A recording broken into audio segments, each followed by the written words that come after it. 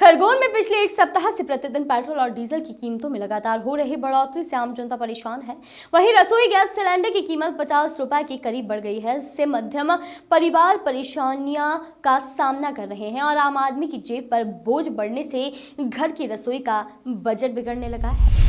महंगाई आसमान छूने लगी है क्योंकि पेट्रोल और डीजल रोज बढ़ती कीमतों से रोजमर्रा जरूरत के सामान कीमतों में उछाल आया है। वहीं गृहिणियों का कहना है कि बढ़ते दामों से रसोई का प्रबंध बिगड़ता जा रहा है और रसोई में दाल और अन्य सामान के भाव बढ़ने से कमी आती जा रही है। वहीं घर चलाने में काफी दिक्कतों का सामना भी करना पड़ रहा है। गृहिणी में स्मृति ईरानी को लेकर कहा कि अब गृहिणियों के बारे में सोचने वाली सरकार कहां गई। अब आय और बढ़ती महंगाई की समस्या से आम लोगों को निजात दिलाने वहीं आम लोगों द्वारा बढ़ती हुई महंगाई को लेकर नाराजगी जाहिर कर रहे हैं और साफ तौर से कहना है कि इस महंगाई से आम आदमी की कमर तोड़ती है। रसोई गैस की बढ़ती कीमतों से घर की चिंताएं बढ़ा दी हैं। टंकियों के भाव बढ़ते जा रहे हैं। लेकिन आप एक गृहिणी है तो किस प्रकार की समस्या आ रही है?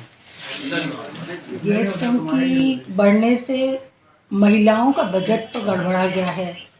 अगर महिलाओं एक आय की उनकी एक लिमिट होती है, सर्विस क्लास है या जो भी मिडिल क्लास है उनका बजट होता है, उसमें अगर वो 1000 की टंकी लेंगे तो बाकी चीज़ों में क्या करेंगे? तो ये तो सरासर गलत था मोदी जी का। और इसके अलावा भी तो बहुत सारी गृहिणियों की प्रॉब्लम है। उसमें ये है कि दाल दलहन जो महंगे हो गए हैं, अगर अनाज महंगा हो गया है, सरकार बोलती है पोषण बच्चों को अच्छा मिलना चाहिए, एक तरफ आंगनवाड़ी में पोषण की बात कर रहा है, तो अगर दाल दलहन ही अगर गायब हो जाएंगे थाली से तो बच्चे कुपोषित होंगे। सरकार इस पे ध्यान नहीं दे रही है, ये तो बहुत बड़ा कुपोषण हो जाएगा। तो और आम आदमी खाएगा क्या? आज पहले हमारे यहाँ 60-70 की दाल थी, आज 100 रुपये से 125 से नीचे नहीं है। कोई आदमी क्या करेगा? इधर पेट्रोल डीजल के रेट इतने बढ़ते जा रहे हैं, तो किराया भी इतना महंगा हो गया। तो पेट्रोल डीजल का सिर्फ किराए से संबंधित नहीं है, उसका इफेक्ट तो सभी दूर पर पड़ेगा। किराया बढ़ेगा, ऑटो का किराया बढ़ेगा, ट्रांसपोर्टेशन बढ़ेगा, तो भी महंगाई बहुत चरम सीमा पर आएगी। बढ़ती महंगाई को लेकर बहुत महंगाई जो बढ़ी है, ये आम आदमी के लिए बहुत ही दुखदाई बजट आया है, जो सिर्फ गरीबी नहीं हट रही है, गरीबी ही हटा रहे हैं। पहले स्मिता ईरानी जी लोगों को चूड़ियां भेंट कर रही थी कि लो इतनी गरीबी हो गई है, चूड़ियां पहन लो। अब वो स्मिता ईरानी जी या बीजेपी के और महानुभाव वो सब कहाँ चले गए जो इतनी महंगाई और जनता के ऊपर जनता को पीस रहे हैं? तो मेरा अनुरोध है कि वो आए और अपनी ही बातों को आगे बढ़ाएं। आपने पहले बहुत ज़्यादा अपने आक्रोशित होकर के पब्लिक में आए थे, तो वो आक्रोश अब फिर से दिखाएं। आपकी सरकार है तो क्या हुआ, प्रधानमंत्री तो सभी के हैं, आप भी तो जनता ही हो, जनता के हाल बुरे मत करो। क्या नाम लिखते हैं? मेरा नाम नीमा विनोद गौर।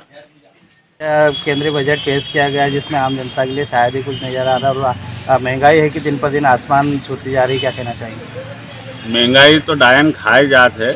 महंगाई कोरोना का कहर, फिर ऊपर से धंधे पानी चौपट, फिर उसके बाद ये महंगाई मिडिल क्लास सामान्य लोग गरीब लोग तो एक तरह से महंगाई की चपेट में आ गए हैं। अब आए दिन महंगाई बढ़ रहा है, खर्चा निकालना मुश्किल हो रहा है, परिवार चलाना मुश्किल हो रहा है। काम धंधे कोरोना काल में लॉकडाउन के कारण चौपट रहे हैं, कोई काम धंधे चल नहीं रहे, इनकम का सोर्स बढ़ नहीं रहा है।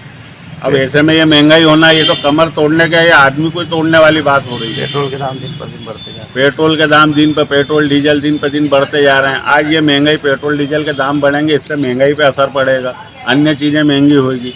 मिडिल क्लास और गरीब आदमी कैसा अपना घर चलाएगा, ये तो भगवान ही जाने।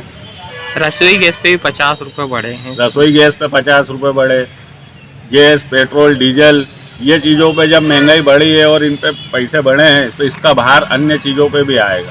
अब ऐसी कंडीशन में गरीब तबका, मिडिल क्लास परिवार पाले कि महंगाई को देख के रोए, क्या करे कुछ समझ में नहीं आ रहा। और ये एक तरह से कमर तोड़ नहीं, पूरे शरीर तोड़ वाली महंगाई है, जिसका मैं घोर विरोध करता हूँ और निंदा करता हूँ। क्या नाम लिखते हैं? Mukesh Thakkar. Bureau report, voice of rights.